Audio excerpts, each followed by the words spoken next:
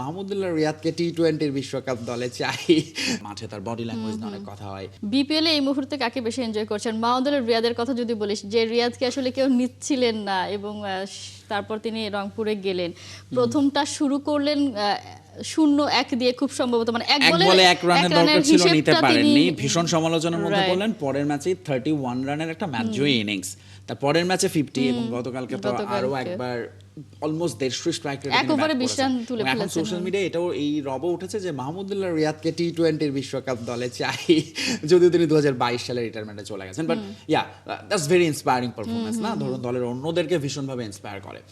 মাহমুদুল্লাহ রিয়াদ এই বয়সে এসে ফিট রেখে খেলা, যদিও ওই ফিট শব্দটা নিয়েই মাহমুদুল্লাহ রিয়াদের সঙ্গে লড়াই চলছে গত 5 বছর ধরে। মাঠে তার বডি ল্যাঙ্গুয়েজ নিয়ে অনেক কথা হয়, কিন্তু তার যেটা আসল কাজ ব্যাট করা, সেই কাজটা যদি তিনি ঠিকঠাক করতে পারেন, এবং সেটা তিনি করছেন, পরপর 3টা ম্যাচ করেছেন।